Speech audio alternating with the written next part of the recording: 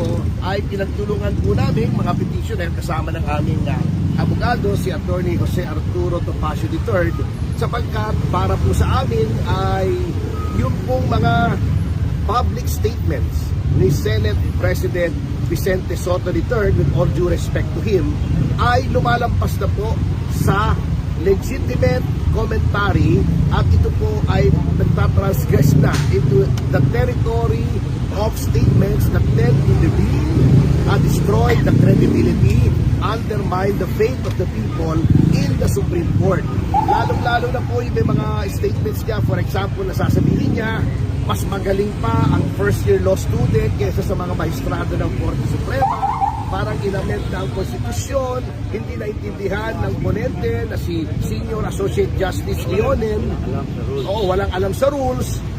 Para sa amin po, hindi na po ito tama, lalong-lalo na sa isang tao na siya po ang pinuno ng upper chamber ng ating Kongreso.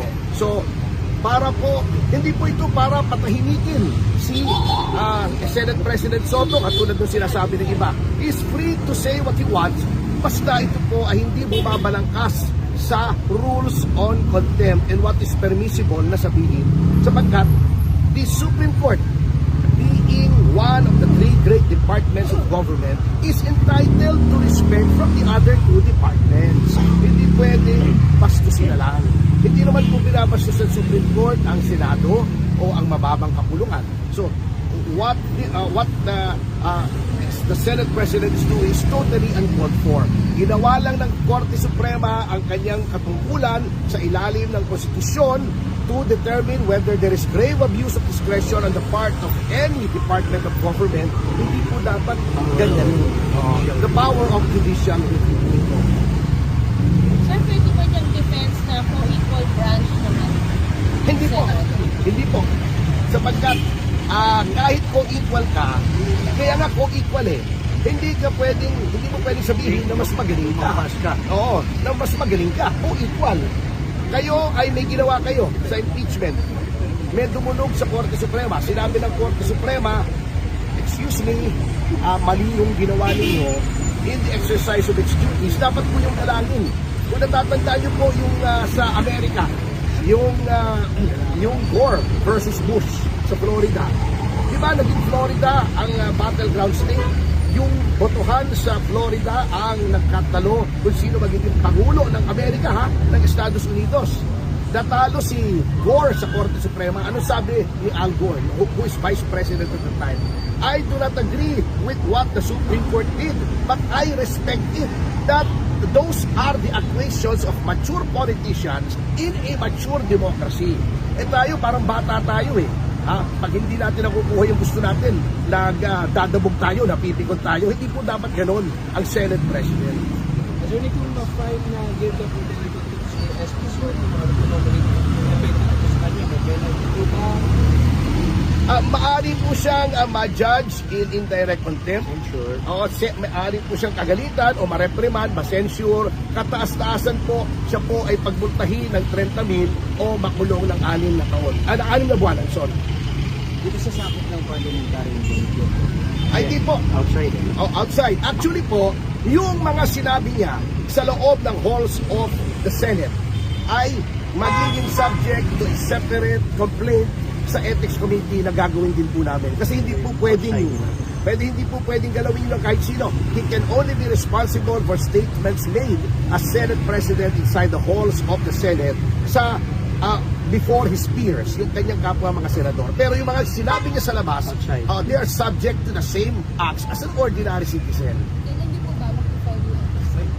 Inaayos pa po namin, inuna lang po namin ito kasi hindi na po talaga namin masigura. We are lawyers and therefore we are officers of the court.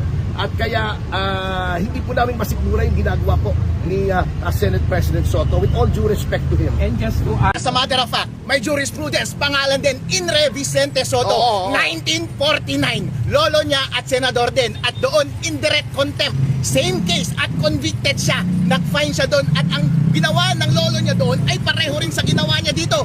Criticize niya yung decision ng Supreme Court. In-intimidate niya yung Supreme Court. Pinuli niya yung Supreme Court. At sinabi, baka palitan yung mga laman ng Supreme Court. Yun din ang sinabi ni Senator Tito Soto dito. Mag-chat-chat tayo at palitan natin yung laman ng Supreme Court. Kaya mataas ang tiwala namin sa case na ito dahil merong precedent na lolo niya pa. At kung ano ang ginawa ng lolo niya dati, yun din ang ginawa niya ngayon at same case at same penalty rin ang lalabas laban sa kanya Indeed, ngayon. history repeats itself.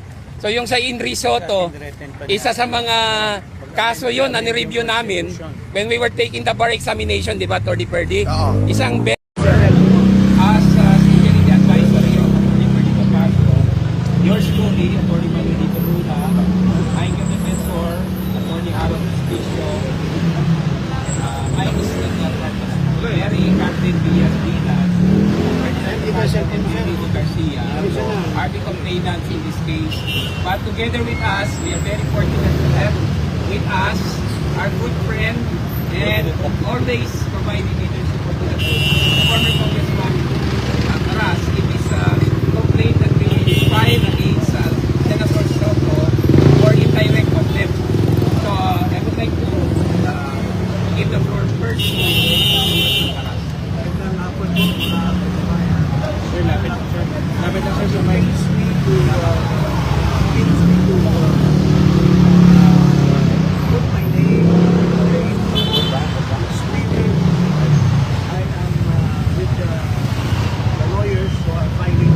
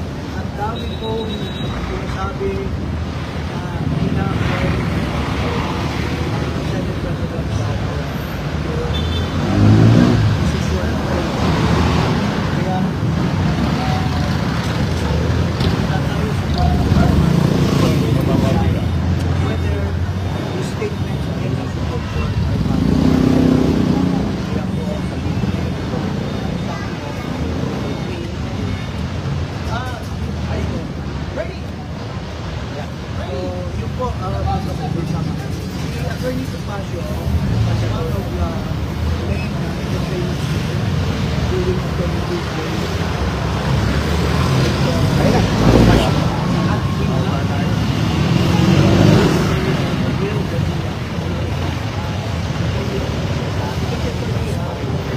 I'd like to introduce our co-complainant sa mga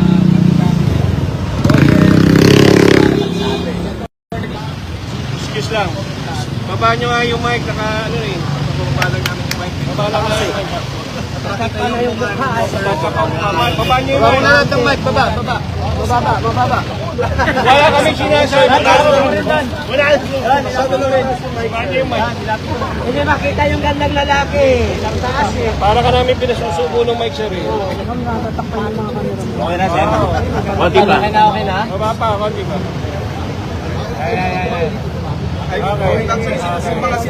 Sir, harap ka sa camera. Sir, harap ka rito.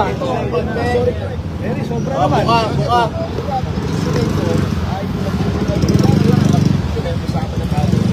Abogado si Attorney Jose Arturo Topacio III sapagkat para po sa atin ay yung mga public statements ni Senate President Vicente Soto III of due respect lumalampas na po sa legitimate commentary at ito po ay magtatransfer sila into the territory of statements that tend to destroy the faith, undermine the faith of the people. Lalo-lalo na po yung may mga statements ka, for example, sasabihin niya, mas magaling pa ang first year law student kaysa sa mga vice Mahal kami. senior associate justice namin, walang alam sa rules, para sa amin po, hindi na po ito tama, lalo-lalo na sa isang tao na siya po ang ng Apple Chamber at ating. So, para pagkahitin si Senate President Soto at ito po sinasabi nila, is to say what he wants, mas kahit po ay hindi na malangkas sa rules on contempt and what is permissible na sabihin. Sapagkat, this court, one of the great departments of government, is entitled to spend on the other two departments. Pwede pastusin.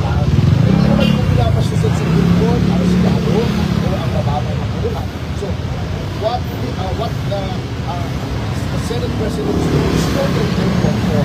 Ginawa lang ng Korte Suprema ang kanyang katulad sa ilalim ng konstitusyon to determine whether there is grave abuse of discretion on the part of any department of government. Dapat the power of Okay. Defense na po sapagkat kahit kung equal ka, kaya nga kung equal hindi ka pwedeng sabihin na mas mabuti ka. Oo, na mas mabuti ka, equal. Kayo ay may ginawa kayo sa impeachment. Medyo po nung sa Korte Suprema, sa Senado ng Korte Suprema, mali po yung ginawa niyo. Hindi exercise of experience. Dapat ko na pala ito. Yung natatandaan ko yung sa Amerika, yung war versus Bush sa Florida. Diba, Florida, ang bagay na botohan sa Florida ay kung sino ang kabuto ng Amerika ng Estados Unidos. Natalo si Gore sa Korte Suprema. Ano sabi ni Al Gore, the Vice President of the time? I do not agree with what the Supreme Court did, but I respect it that those are the actions of mature politicians in a mature democracy. Tayo parang bata tayo.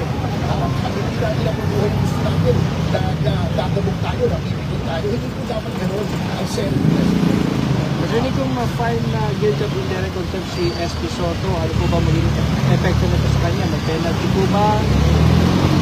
Maaari po siya na ma-judge in indirect contempt. Maaari po siya kamalitan, ma-repriman, ma-censure, nataas-taasan po siya po ay pagpuntahin, kami o makulong ng aling na ano ay nagawa siya?